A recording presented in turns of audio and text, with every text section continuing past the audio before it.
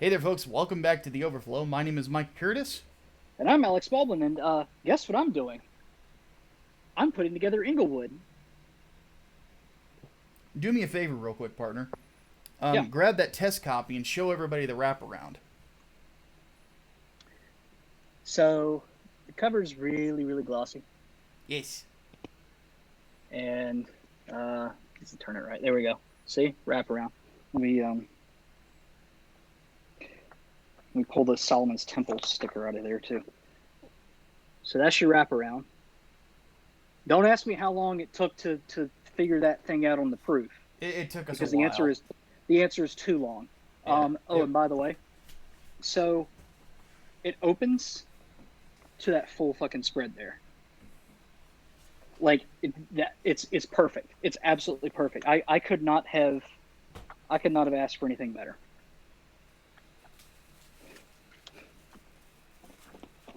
Cool as ice. Oh, yeah.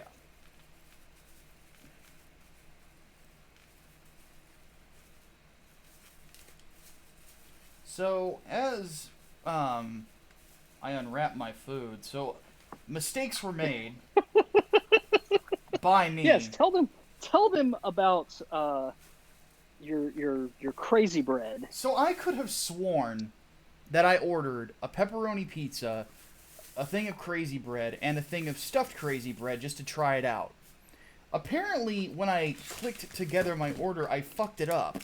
And now I have two orders of crazy bread and two orders of stuffed crazy bread.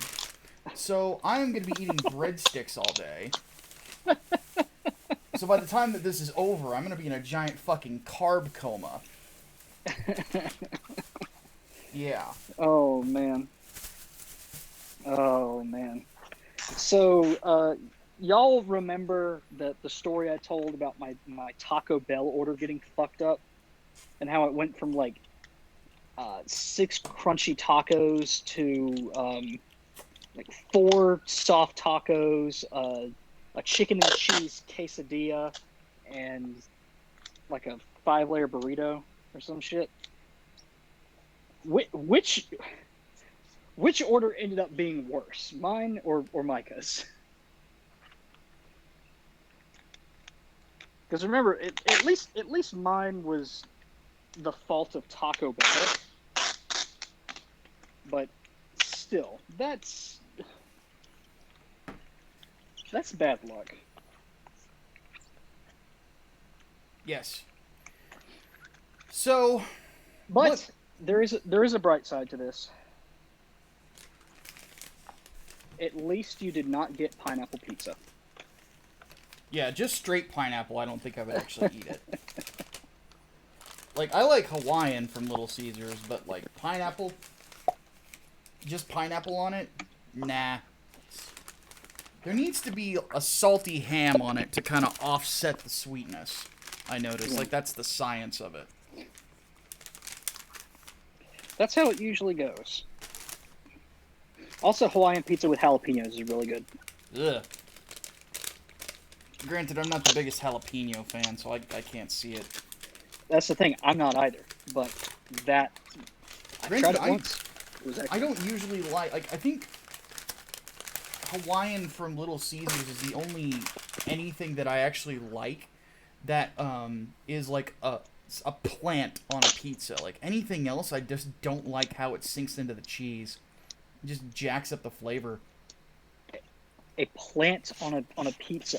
You're aware that tomato sauce is made from Well, aside plants, from that, yes? well, and that's a sauce, like just like chopped up plant on a pizza. Yeah. Just doesn't really do it for me as a topping. Somebody somebody actually proposed the abomination that is strawberries on pizza. And Ugh. I once said long ago, like, pineapple is okay on pizza because at least you have some of the acidity there to counteract the sweetness, Yeah. which will go good with the tomato, of course. Strawberry is just pure sweet. You don't put strawberry on pizza. If you're talking about two sweet things on a pizza, strawberry is one of those things you just don't do. Yeah. And then some dumbass decides, actually, this is a good fucking idea. No, it's not a good idea. It'll never be a good idea. It's a terrible idea, and fuck yourself. Yeah, and stop it. Just stop it. Yeah, just stop it. Get some help. Yes. In other good news, for 3 nights, 4 days, we are basically 3/4 of the way funded. Woo! And it's been a week. And we have sold out of the Preston Acevedo sketch tier, which is the ones where in the art book, you will get a sketch from Preston on the inside. Well, after talking to Preston, we are going to open up 10 more of those for you guys. So if you missed the first round, you're going to get a chance at the second round. But we are not doing another one. This week was the closeout for that particular tier. And for the Be a Cultist tier, we are not going to be reopening those either because those did not sell out in a week. So, so once those are gone for good. And we have 6 more Be a Cultist tiers left. So we still have original art pages too. I don't think anybody has bitten on those yet. So not yet, and we have 5 available. And those tiers do include the book and the whatchamacallit, the book and the art book as well. Yep. And keep in mind too, once again, for the secret perk, you are getting 2 books in that. It's $50, but you are getting 2 books. You're not paying $50 for one. Yeah. Because we're gonna take care of you. You're gonna get your money's worth. We're not out to screw you. Yeah, exactly. So we got you. All right, let's go ahead and get started. And I'm gonna just go ahead and say we're starting with politics. Fuck it. Because so get it out of the damn way. Oddly enough, it starts out with Hardboiled Entertainment asking like one is a partial entertainment, so we'll move that to entertainment. Melee Brawler 64 wants to know, why do so many people believe that fascism is a far-right ideology when it is in fact a version of socialism? So the main reason why is because it has a massive nationalist bent to it. Yeah. It's more like socialism in the sense that it is still authoritarian. Yes.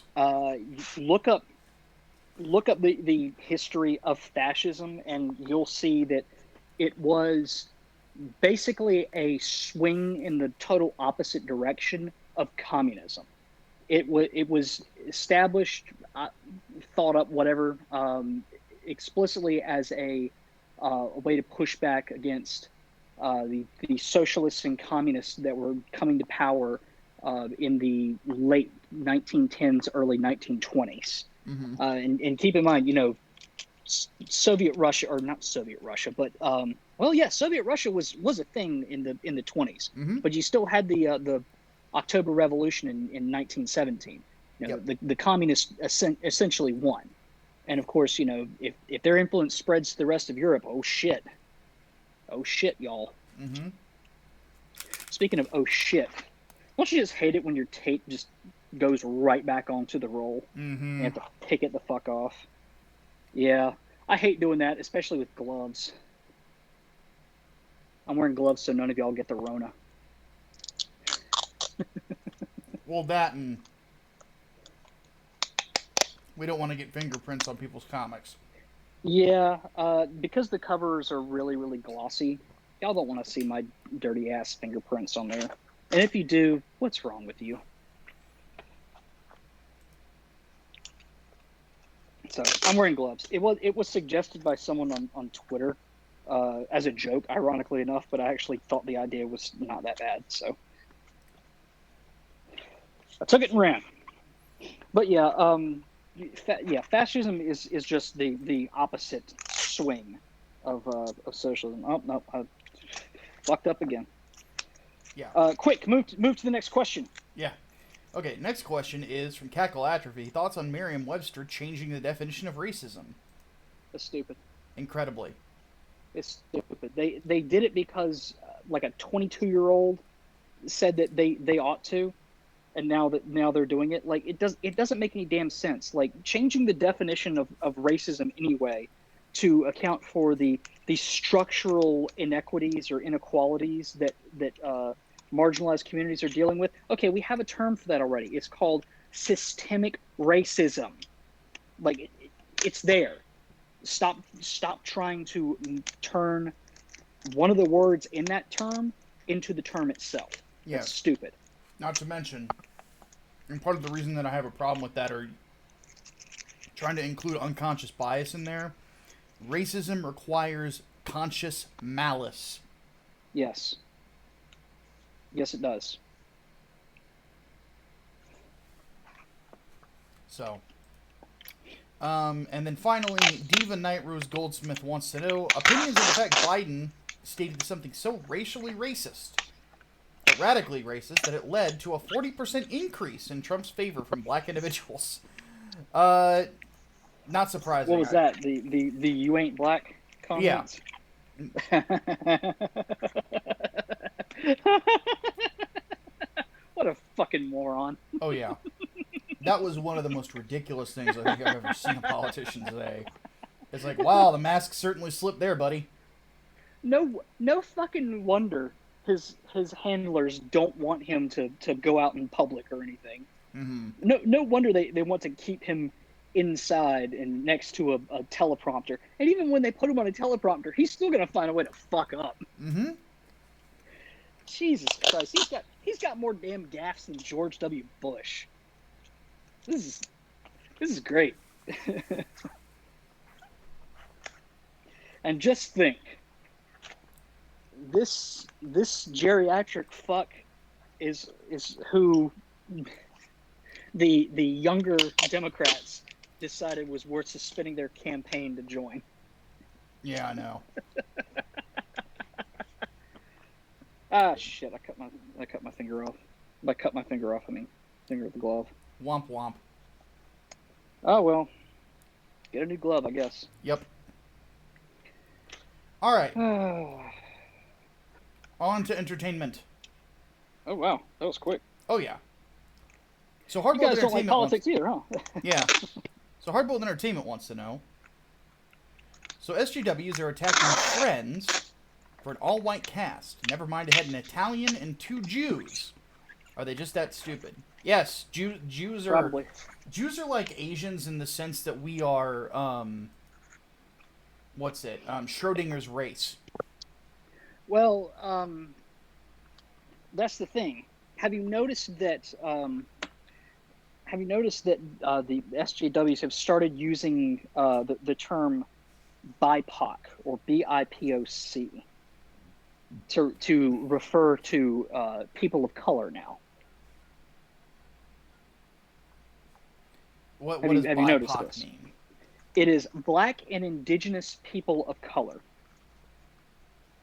Specifically leaving out groups like Jews and Asians and even, arguably, even some Latinos. Although you could argue that they fall into the indigenous population because they are descended from indigenous peoples of North America. So basically, all of the groups that have at least a 20% or more part of their population that vote Republican. Basically, it's the groups that don't prove that white people are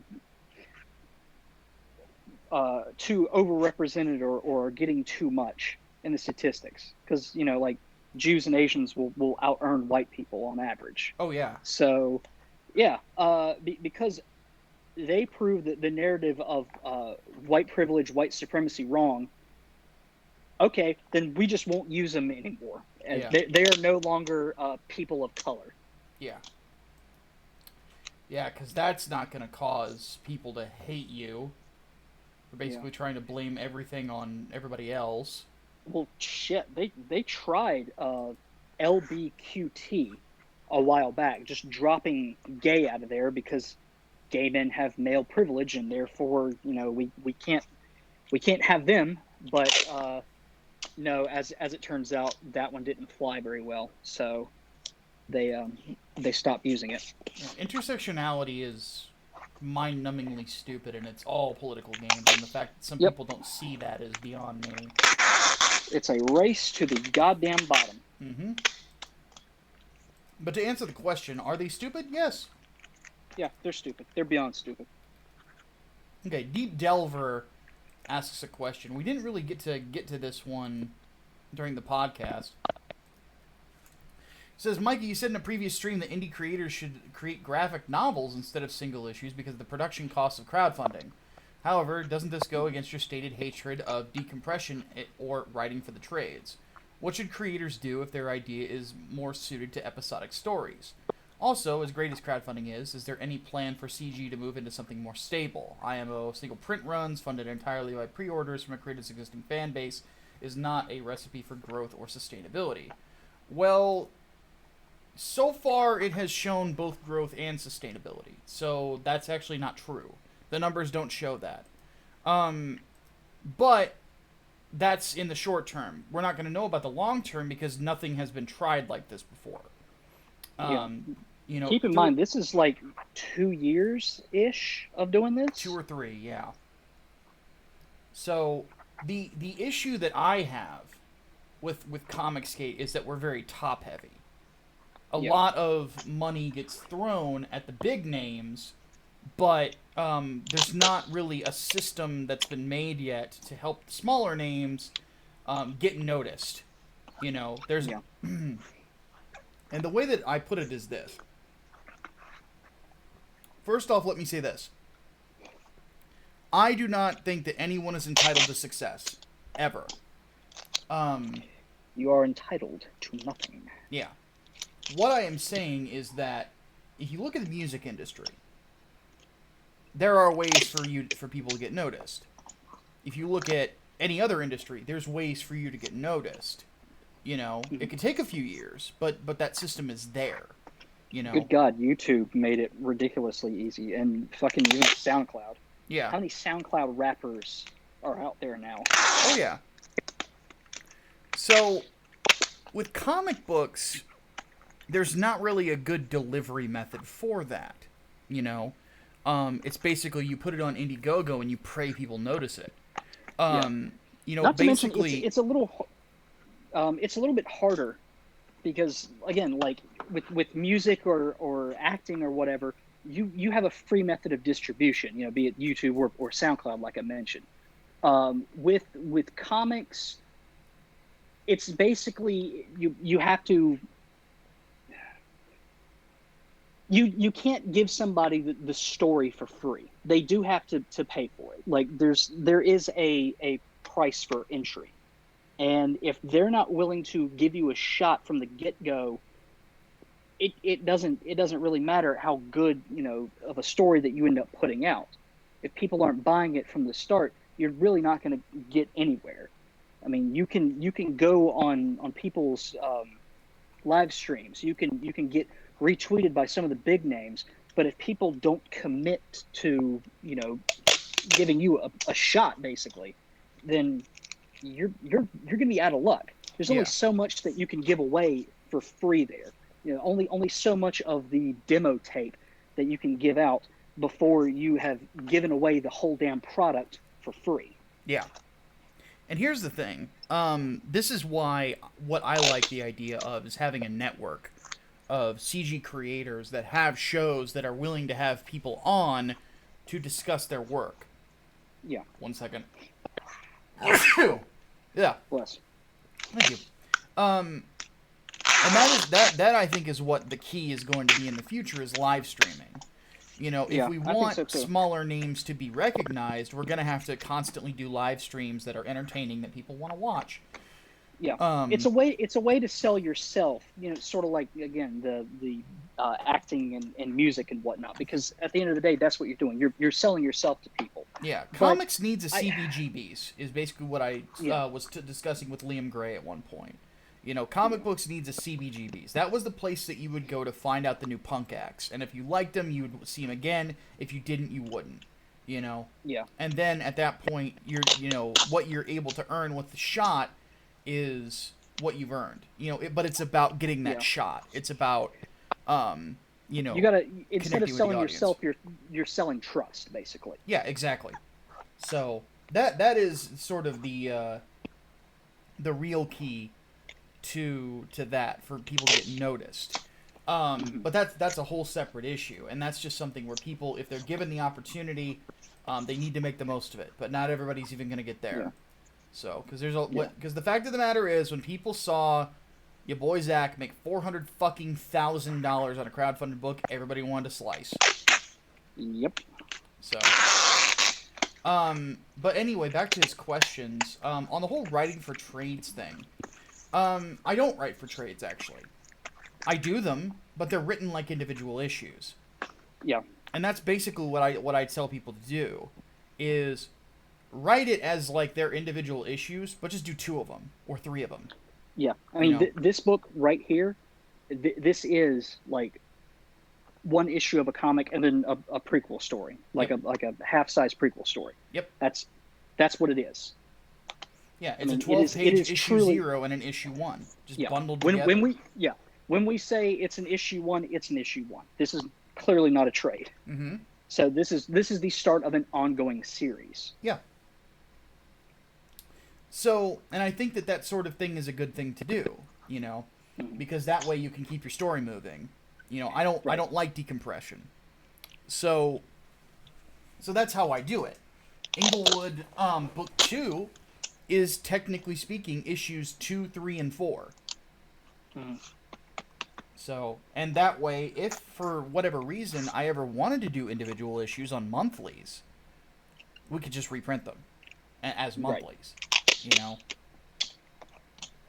Right.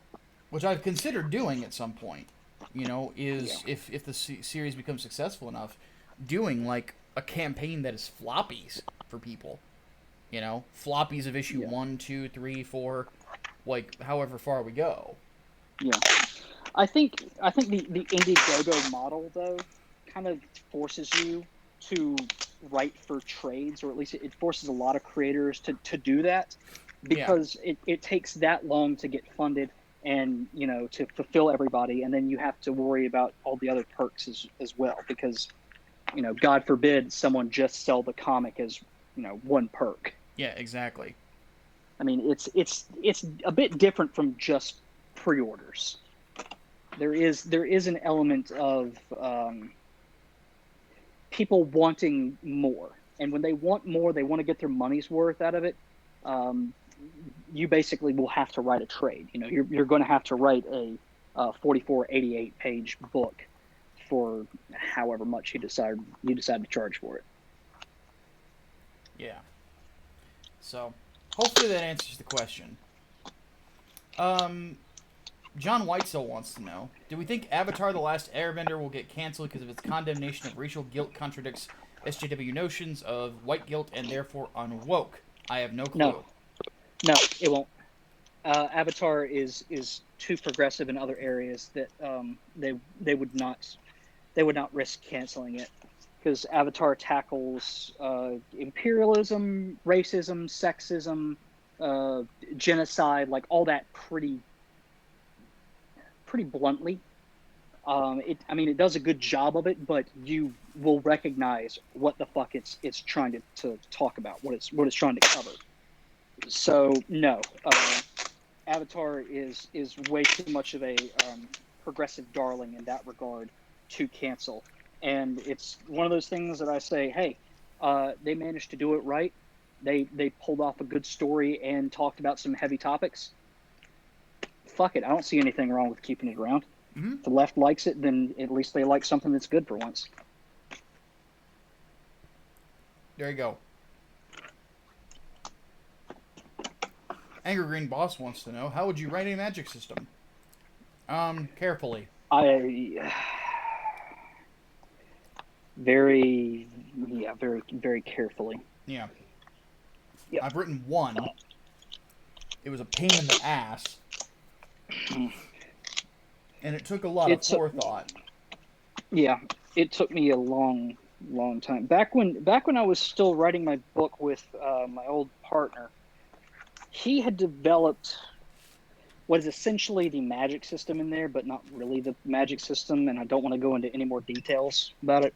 But he knew all the rules for it, and when he finally dropped off the face of the earth, and I decided to move on with the project without him, I more or less had to pick up where he left off, and that was the biggest pain in my ass in developing this world. The magic system is horrible to have to deal with because you have to explain like literally everything. Yeah. Like if there's any sort of contradiction, you have to have some sort of solution for it. You cannot just say, well, fuck it because magic. Like there has to be a rule to it. You have to MacGuffin It proof can't go way off the rails. Yeah, exactly. Absolutely. You have to cover the plot holes before they even show up. Exactly. And that's what makes it such a pain in the ass. So, yeah, because it's hard. Not to mention, if you don't explain it well enough, people will get pissed off. Exactly. Really good example is an anime I watched recently called Dorohedoro. They don't explain shit. And I was lost like the entire series. And I'm like, what the fuck is going on? So there you go. And I ended up not liking it because of that. Yeah, I mean, when you have the rules, it allows you to accept the world more, because that's part of the world building process is establishing the ground laws for that world, and if they're not clear, people aren't going to buy it. It's going to be too it's going to be too much of a suspension of disbelief. As far as the magic system itself, so this is the actual answer to the question, how I would write it and how I am writing it. Every time you use it, it builds and builds, and you basically have to like vent the energy that's created by it. Despite the fact that the more that you build up, the more powerful you become and the more powerful magics, quote unquote, you can use. But the crazier it will make you, as in like you develop straight up personality disorders, paranoid schizophrenia, all that shit, because of it.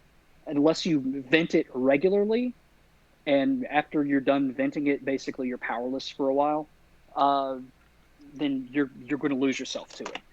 It's very much a balancing act, as opposed to just something that you learn and then you're all powerful. No, it's you can learn it, you can grow into power with it, but if you just use it because it's straight power, you're going to lose yourself.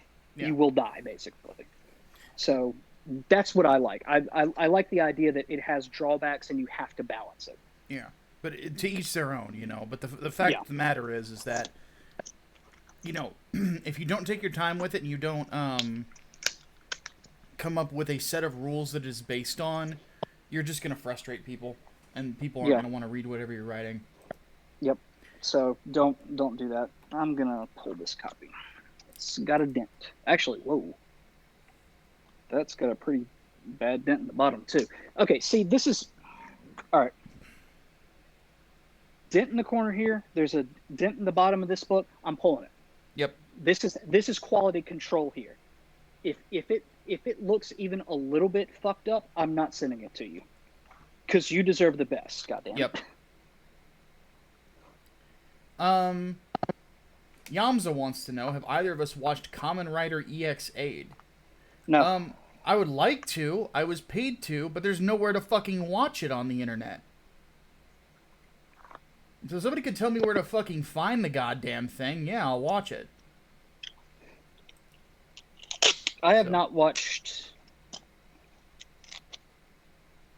I've watched some Kamen Rider, actually. It was at a con I went to a couple years ago, but no, I've seen some Kamen Rider, but not a lot. I have not seen a lot of Kamen Rider. All right, Melee Brawler wants to know, how do we think the PlayStation 5 is going to do in comparison to the Xbox Series X when both consoles launch this year? Depends on who's Depends on cheaper. the games. And depends on the games. I think they'll probably be the same price, to be honest. Well, there's rumors it's like both are talking like $800. No, they would not go $800 for that shit. Yeah, I don't think so 600 is either. probably more likely.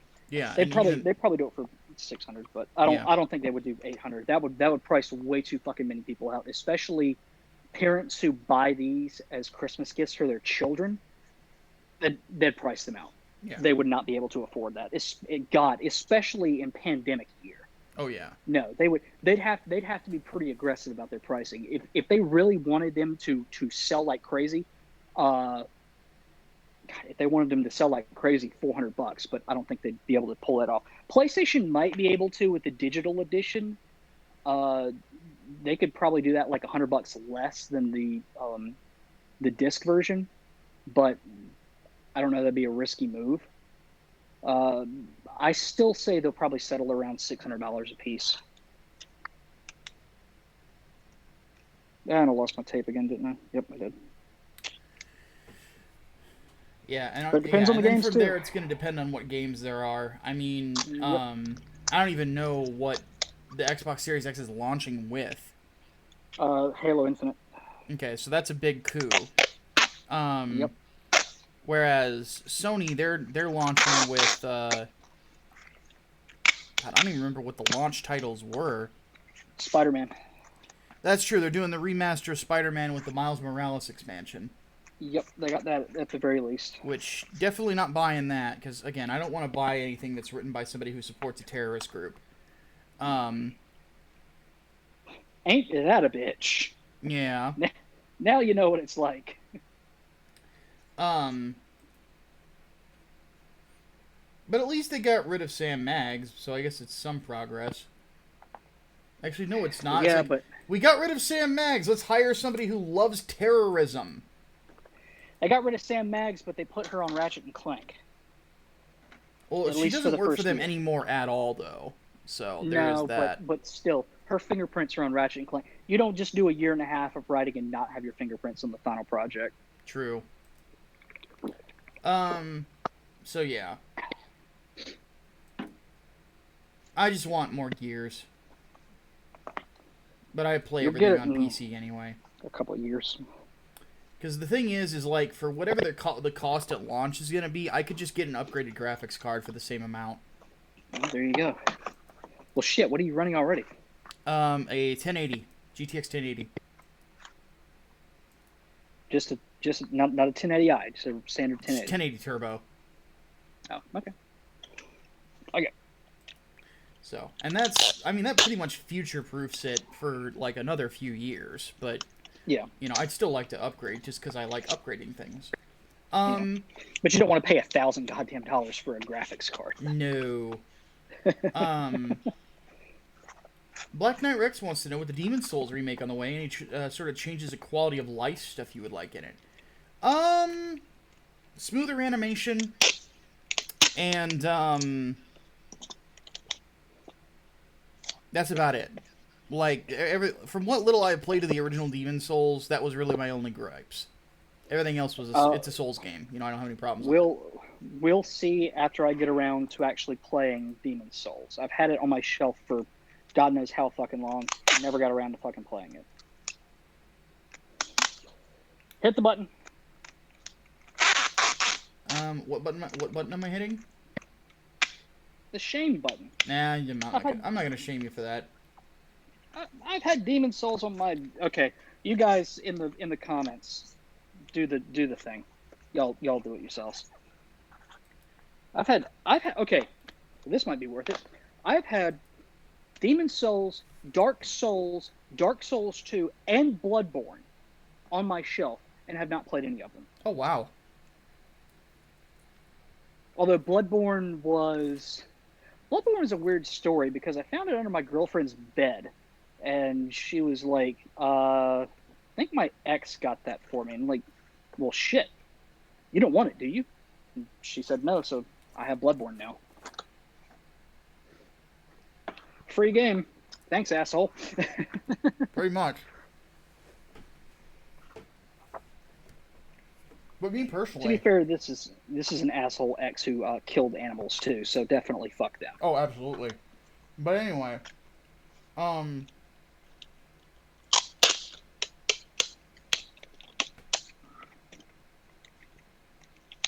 haven't finished Demon's Souls or Bloodborne yet. Hmm. I haven't had the time to invest.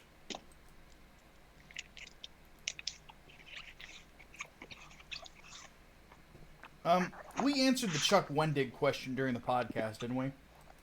I don't think so. Okay. So thoughts on Chuck Wendig destroying internet archives? Fuck him. Fuck him. Yep. Fuck him a lot. Also, I find it rather hilarious that the left now has decided that he is persona non grata because of that, as opposed to, you know, all the other bullshit that he's pulled. Like, Chuck Wendig has been a dick for years, and you are just now picking up on it? Welcome to the party, pal. He's also legit one of the worst writers out there these days. Oh my god, and he can't take criticism to save his fucking life. No. Like, if you criticize anything, he will rant about it on his blog until he just gets fucking sick of himself. Yeah, which is ironic because he's got an ego bigger than goddamn Jupiter. And it's not earned. Insane. That's the thing about it. Like, it's not absolutely earned. Not. He's not good. Fucking they kicked him off of Star Wars because of his fucking attitude, because of the shit that he pulled on Twitter, and because he doesn't even follow canon within his own damn books. Yeah. Like, how do you fuck that up? Yeah, he is just legit bad, you know? Yeah. He's like all those issues aside, he is legitimately not talented. Yeah. I mean, look at the reviews of Star Wars Aftermath. Few fucking people really, really liked it. Like, the most praise that it really got was, it's all right.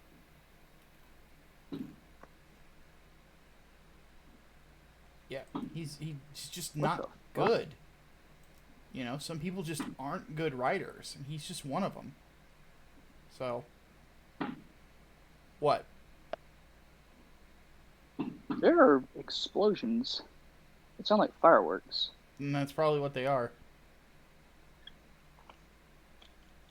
At least I hope they're fireworks. Speaking of cancer, Ultimate Agent wants to know thoughts on Games Workshop teaming up with Marvel Comics. Yeah, that's some cancer. That's yeah. Yeah, it is.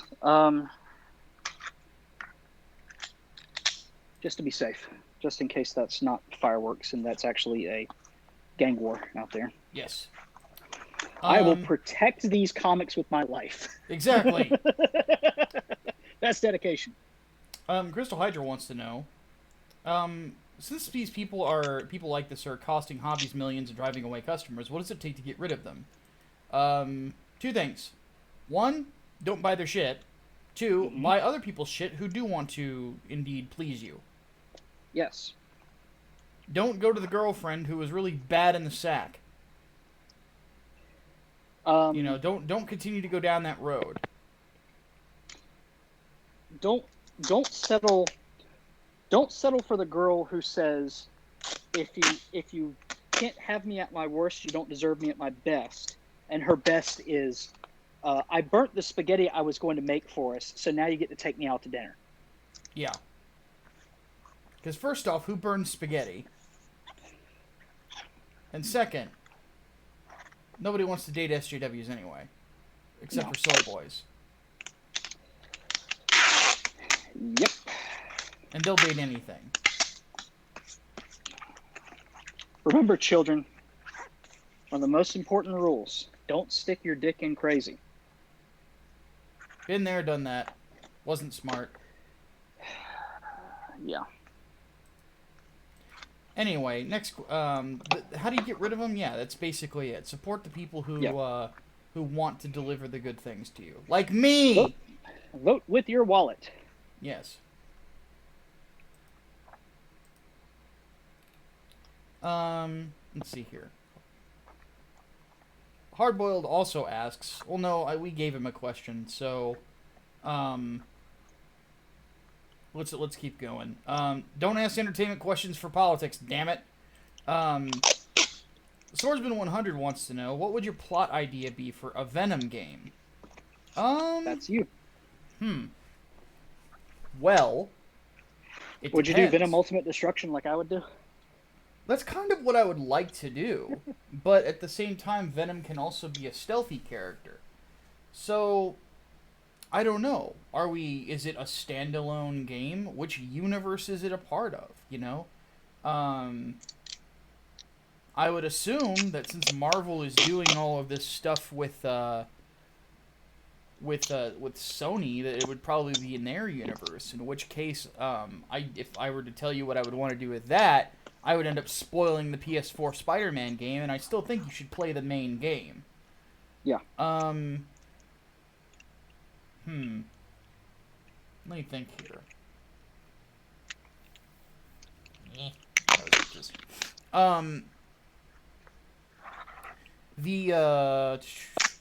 So if I did a standalone game, Venom Lethal Protector. Yeah.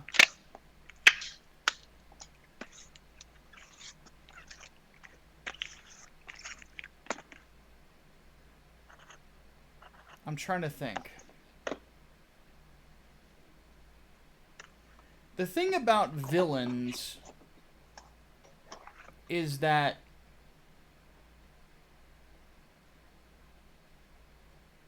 a lot of his villains are just other symbiotes. Yeah. So having something based off of, or take separation anxiety in a different direction would be an interesting thing to do. In a way, the plot of the separation anxiety game is kind of where I'd like to go, but just make it better. You know, have it be like a 3D beat 'em up, with co-op available. Like do a Spider-Man and Venom game basically, but it basically be Venom's story and Spidey's just there for it to help him. Yeah, so not Ultimate Spider-Man basically. Yeah. And basically have the two of them feel very different. Spider-Man is, focuses a lot on aerial combat and things like that. Venom likes to stay on the ground, and he could throw bigger items at stuff. He can rip power poles out of the ground and hit people with them, stuff like that. Yeah. That's a lot of what I would do with the gameplay. Storyline-wise, the big thing is I would want it to be, there's all of these symbiotes that are running around. Carnage is in control of them somehow. So sort of like Absolute Carnage in a way. Actually, I think I would probably end up doing some story that's like a mix of Absolute Carnage, Maximum Carnage, and Separation Anxiety all rolled into one. I think I'm going to call it quits right now on the pack in the books because I need to use some of this tape for the mailing labels, and I am very, very low. Oh. And I don't have any extra right now, and all the stores around me close at 9 o'clock, so I have to go get tape tomorrow. There you go. So, there you go. This is your first round, and literally it's only because of a technicality. So, yeah, that kind of gives you an idea of what I would end up doing with it. Not a bad idea. Coos Revenge Home wants to know, with game devs getting canceled and fired for being to the right of Marx, is Gamergate 2.0 this time with making our own games inevitable? First off, I never want another Gamergate ever fucking again. Please God, no. I do not want the people who were involved in the first Gamergate to be anywhere near it at all, at any point, ever. I don't want another one of those bullshit controversies. I think that they're fucking stupid. It was more painful gates. enough. No more. Yeah, no. No, it's painful. Every single one has turned out the exact same fucking way, and it's really driving me up the goddamn wall. Devolves into bullshit infighting and people trying to out unwarranted self-importance one another. Yep. And everybody says they don't want drama, yet everyone always gets into fights and goes picking fights. You cannot just walk away from something. Nope. And that's a problem.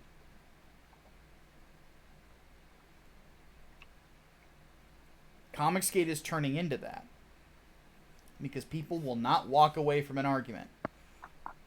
Everybody has to have the last word. Fuck that. Fuck all that noise.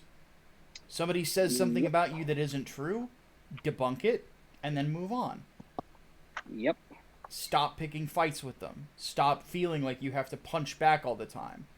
Don't stay in drama just because it's getting you attention. Yeah. Because it's not getting you attention for the right positive. reason. Yeah, exactly. You're not getting it for the right reasons. Yep. You deserve attention for accomplishments. Calling somebody a fucking asshole on the internet is not an accomplishment. No. So, as of right now, Gamergate 2.0 would be a giant shit show. Because everybody who was involved in the first one wants to come back and get their internet clout. I don't. And Nope. Well, all the huge names. And That hurts my feelings. hey, I wasn't a big name either. But and everybody's gonna want to try to pull it in their own political direction, just like fucking last time. Yep. So get ready for more Vox Day annoyance. Christ. People really need to stop inviting this stuff. It's gonna be another game. That's fucking awful. Gamergate was not fun. No, it wasn't. We had good times sometimes, but on the whole it was not. It was painful. Because you never felt like you accomplished much of fucking anything. I mean, getting shit from the antis was one fucking thing, but then when you had all the bullshit purity testing from people you considered allies, that was a whole nother fucking thing. Do you want to know what Gamergate did? It made Carl Benjamin wealthy. And I like Carl, but that's the truth. It made Carl Benjamin wealthy. Every single one of these movements usually ends up with somebody just making a lot of cash. That's it. You know? Now, Comicsgate has the potential to do more than that. It has the potential to give a ton of people careers. But that's not going to be easy to do. You know? Because a lot of people are learning on the job with what's going on. You know? A lot of people are learning the expediency and stuff like that. You need to make comics on a regular basis. So. There's one more thing that happened with Gamergate. It sent Seattle for Truth to jail. I'm fine with that. I'm okay with that too. He was an asshole. Yes.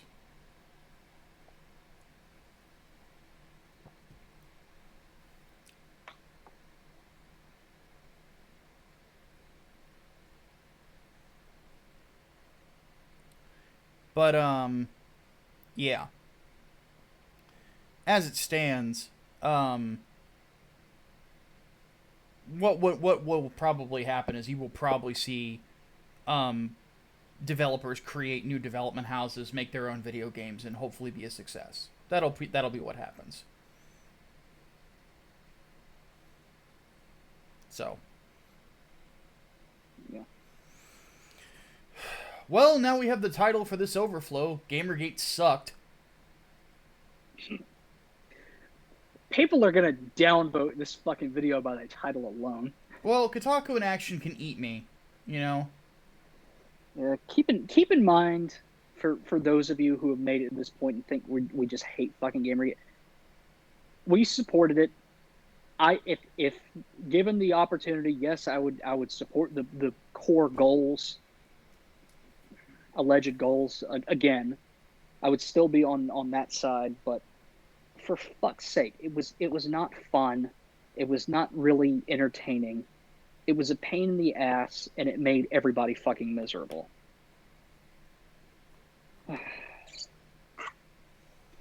Never forget how much fucking spaghetti was spilled over Gamergate.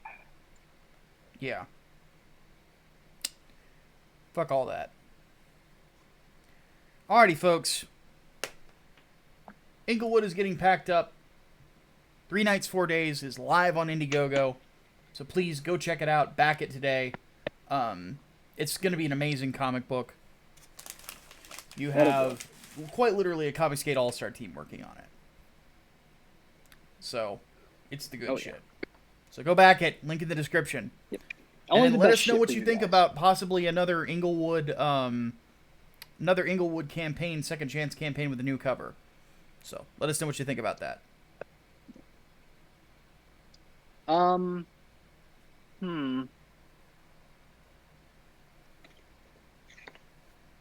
gonna do a thing. What is the thing? I'm gonna write on the side of this random standard edition package Deus Volt. Okay.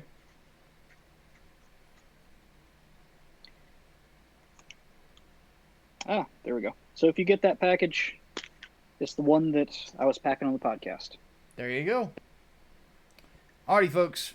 With all that said, we're going to go ahead and take off. My name is Micah Curtis. And I'm Alex Baldwin, and I'm going to go make a trip to the post office in a few. There you go. We'll see you guys soon. Deus Volt. Deus Volt.